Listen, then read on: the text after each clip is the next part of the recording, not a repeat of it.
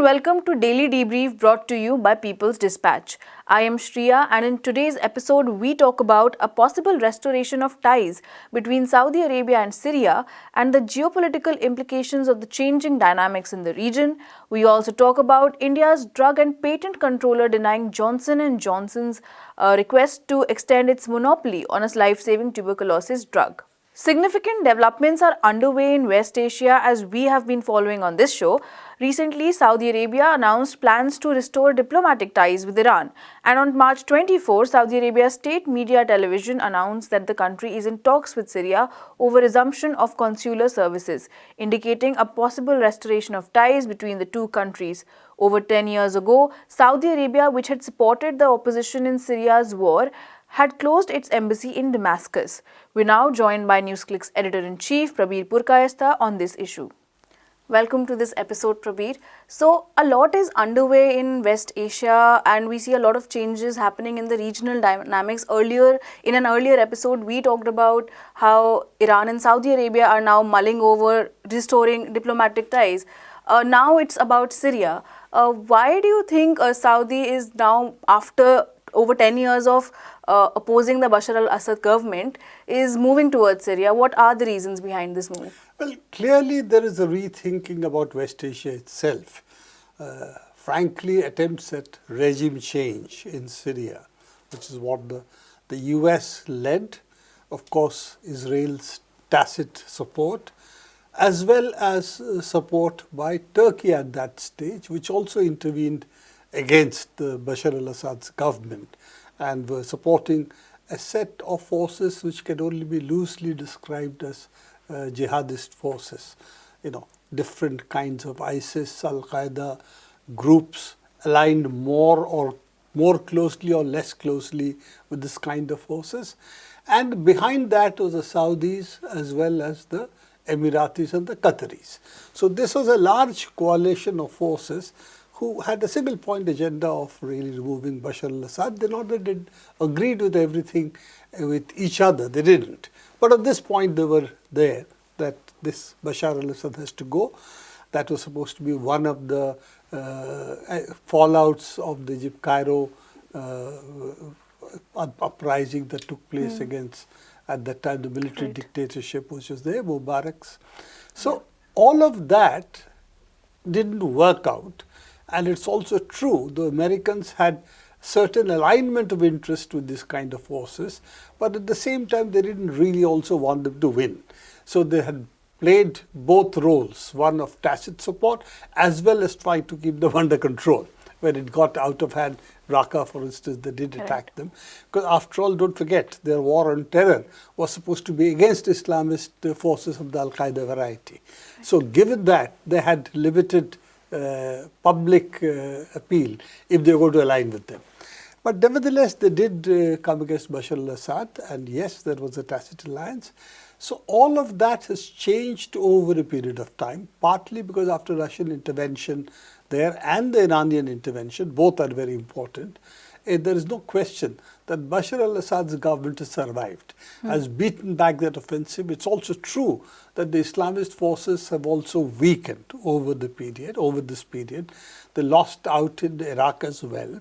And Iranian forces have been very important in all of this. Lebanon has also been in play. We had essentially Lebanese forces, not the government forces, but the Hezbollah supporting Bashar al-Assad. So he weathered this storm, but at a cost. The cost is the northern part is still with Islamist forces, of which Turkey is the backer. It is not ISIS and so on, but it's really Turkey is the backer. And the US till date had been given tacit support to it, but with Turkey and US relations itself not being in a very healthy state. Therefore, they are also mulling over, Turkey is mulling over what should they do vis-a-vis Bashar al-Assad's government. So there is a rethinking of all of this, and the fact is the Iranian forces, after the Russian intervention, also with the help of Hezbollah, has stabilized Syria. But parts of Syria are not in the hands of the central government. There's a Kurdish area which is not in there, which is again supported by the United States. There is Turkish forces which are supporting a kind of Islamist Al-Qaeda allies, if you will. And there is the eastern part of Syria, which has some oil also. And those oil areas are under US occupation of the US military. And those are also something which Syria has been saying, this are oil. This you can't continue to steal our oil. So that's been the issue. Right. But nevertheless, this is not a small area. If you look at the map, 30% of Syria is sparsely populated. So it is not that so many people are there, but that area is essentially with either US or with US allies over there. And that is where drone attacks have taken place. Yes. And some of the US contract personnel, a couple of them, I think one of them has died, some are injured. The contractor was, I think, killed in Hasaka, which is one of the places where the oil wells are there. And there have been also some attacks in Deir ez-Zor. So against this, of course, the US has hit back against Syria. Syrian forces and have killed a certain number of people. They are saying there are Iraqi militias which are aligned with Iran. So that is supposedly the argument. And the attack on us was by Iraqi militias which are aligned with Iran. So it was not that the Syrian government did the attack. So this is the tit for tat going on, but it's a part of a much larger alignment of forces. This is what is changing, to answer your question, right. Rather long answer that I'm giving. It is in this background we have to read the changing positions. Saudis are changing their position. So appears also Turkey, because Turkey, Russia have been in conversation with this, with Iran. So they have been talking about how to normalize the relationships with each other as well as over Syria. Because Syria is the only other major battlefield, which all these forces are not really on the same page. So can this now change? And if Saudi Arabia and the Emiratis and the Qataris decide, then probably the Islamist forces will lose a lot of support. And if Turkey also goes, wants peace, then I think that's going to make a huge difference to Syria. The Americans are here at the moment playing the role of spoilers. They have their military bases. If they're stealing Syria's oil, essentially, nobody has invited them into Syria. So what will be their position if the Iraqis, Iranians, Saudis, and the Syrians tell them to go home, as well as the Turks? So that's a question that we really have to address. And I think the US position is going to be increasingly untenable if a larger peace breaks out in the region, which means the Shia-Sunni problem goes away, which is what the US has been cultivating for quite some time to isolate Iran as Hezbollah in Lebanon. So I think that change will take place. But more importantly, if this region can work out the problems without interference from outside, then there is a greater chance of peace than there was earlier. And would the Russians and the Chinese, therefore, as well as Turkey, play a role to bring this about? I think that will depend a lot on Turkey as well. And of course, Russia and China would be willing to play. China has already played a role, as you know, between Iran and Saudis from your question. So what is the further role they will play, they have to see. But there is no question. Syria is now the next puzzle of the piece next piece of the puzzle in West Asia. Right. And a question that arises from there is then, what is US presence going to look like amidst all of these changes happening? And what roles will countries like US, China and Russia will play in the coming time? I think in that you have to also include Turkey and Iran. Right. Yeah. So Saudis, Turkey, Iran have a direct stake in these places, particularly in Syria. And the Iraq and Syria are the places where still the tensions and battles are going on. The question is, with the kind of agreement that has emerged between Saudis and Iranians, along with the support of the Chinese, the Russians have also always supported this. So I think you are seeing a momentum build-up of peace. And momentum build-up that we should be able to reach the settlement by ourselves. The Saudis and Iranians negotiated. The Chinese played the honest broker. But nevertheless, negotiation was really between Iran and Saudis. So if this kind of negotiations take place between the countries in the region, then possibly outside players can only play the role of honest brokers, not beyond. And that would be a very welcome change in the world, instead of the US declaring West Asia's oil as their strategic asset. And therefore, they had the right to decide what should be done in West Asia, because it was their asset, oil, their strategic asset that was in play. So I think that change is going to happen whether the US likes it or not, because no part of the world is going to accept that their oil belongs to the United States. And Right. therefore, this whole region's politics, I think in the next few years, you slowly will see emerging as something they'll try and work out among themselves, because if West Asia comes together, they're a very large oil and gas bloc. They have a heft in the world politics, but they cannot exercise it as long as they become prey to fighting each other and then needing the United States to play the role of the head boy in the class, okay, which is what the US self-anointed role always has been. So I think we are going to see a change in the region, and I would think it's welcome for everybody in the world if this region, peace takes place in the region, fighting with each other stops, Syria is at peace, and finally we have to address the question of Israel, what its borders should be and what should the Israeli state look like internally, because that's the other piece in this puzzle.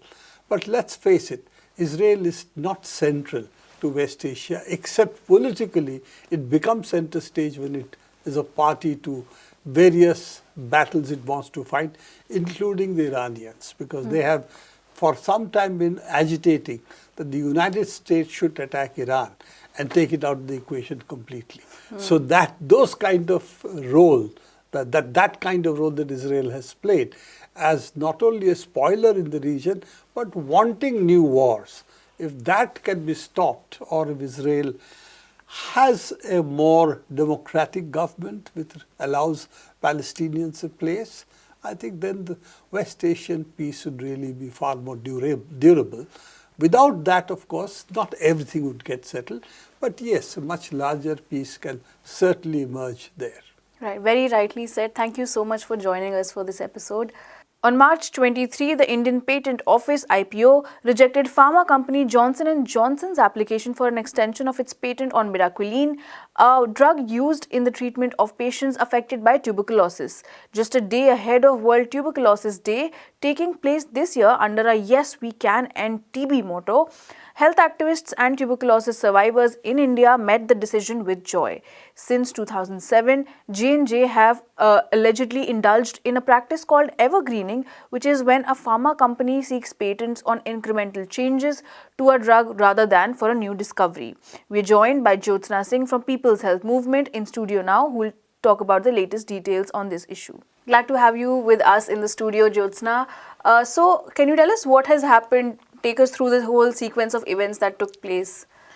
Yes, so what has happened is actually a very big thing in the field of tuberculosis medicines. So Johnson & Johnson, it is a very big pharmaceutical company, US-based pharma company, which has patent over a key TB medicine called bedaquiline.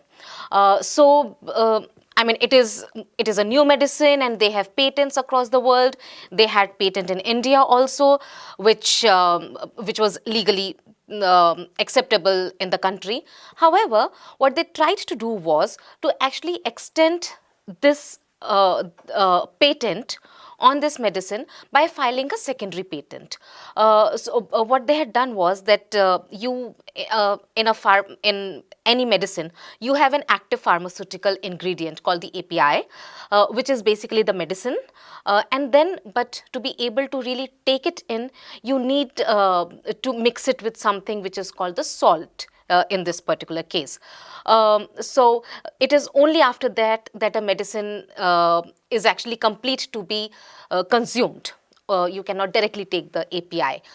So first they had filed patent on the API, which was to get over in July 2023, so a few months left right now, which meant that the generic industry in India, they would be able to start manufacturing the medicine. Bedaquiline costs a lot. And because only one company is making it, the availability is also less because it is only so much that a company can make, right? What were they trying to do to extend it? That the salt that is needed, they wanted actually another patent for the API and the salt combination. Now, according to laws of many developed countries, the rich countries, it is allowed. But thankfully, in Indian Patents Act, we do have some public health safeguards which do not allow a little tweaking to be accepted as a patentability criteria. So according to Indian laws, Johnson & Johnson could not have done it. So what happened on 22nd of March, just a day before the World TB Day, that the Indian Patent Office actually rejected their patent application on the salt form, which is a big deal, which means that it actually opens the pathway for the Indian generic manufacturers to produce medicine after July onwards. Otherwise, it would have they would have had to wait for 4 more years. But it has not happened just like that. The amount of work that the TB activists and advocates and TB survivors who went through a lot of trauma because of non-availability of these medicines, they are the ones who fought for it. So again, in India, it is allowed to file pre-grant opposition, which means once anybody learns, and not just Indian citizens, so which I will come to, anybody learns that a company has filed a patent, anybody can actually approach the Indian Patent Office and say that I want to oppose this patent because I do not think it has merit.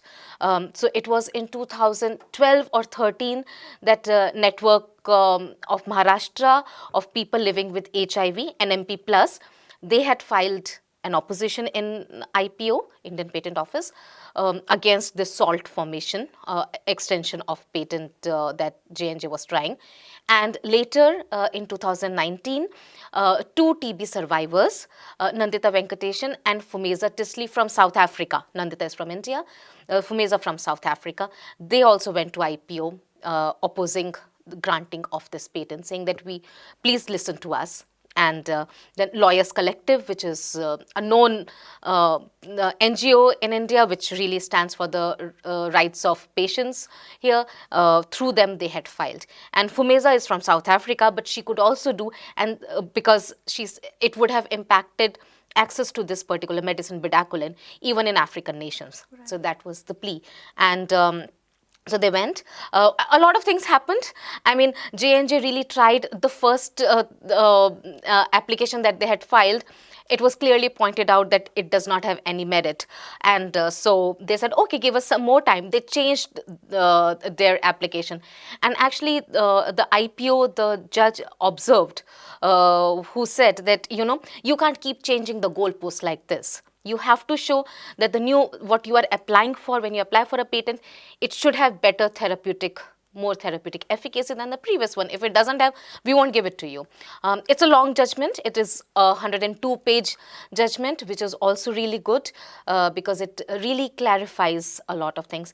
It is also a big moment because I think there was a sort of dystopia that was sinking in with the activists because just imagine this case went on for 10 years for NMP plus and for 4 years, and every year thousands of people die of TB in India, and DRTB has bad side effects. So it was really important. Every day, every year was very important.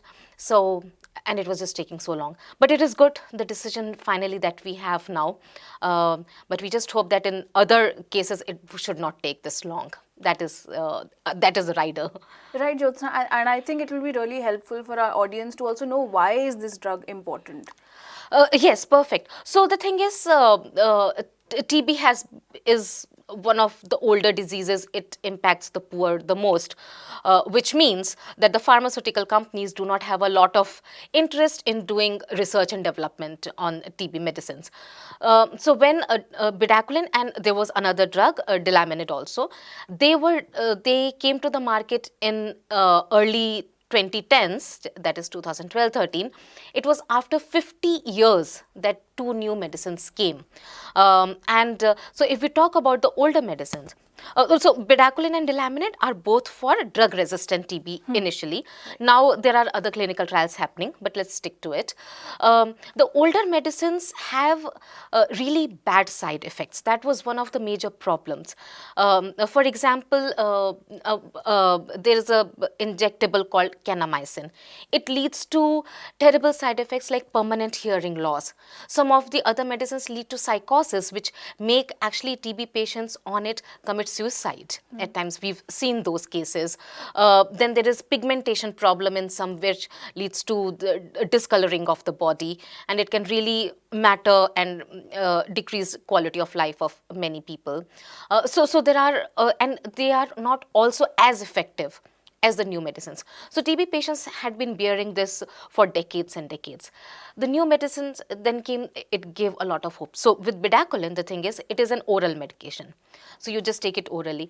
On the other hand, when I say kanamycin, there are other ones which are injectables. So you have to take that injection every day for months and at times years. We have heard of 4-month-old babies who got drug-resistant TB, and they had to be given injections, and the doctors would say, well, there is no space left in the body of a small child to give, to administer the injection. These are the problems which new medicine, and if the pediatric version comes, for children, if these medicines come, it will be a game changer for their treatment. They are better. So bedaquiline is a better medicine in terms of intake. It has better results. It cures a lot more people than the previous medicines could do, and it improves quality of life, and it does not have side effects. So that is why, I mean, that is the reason why, despite such less resources, people have been fighting. And so that is where we are with this. Thank you so much for joining us, Jyotsna. And that's all we have for today. For more such stories, keep following peoplesdispatch.org. You can also follow us on Facebook, Twitter, and Instagram.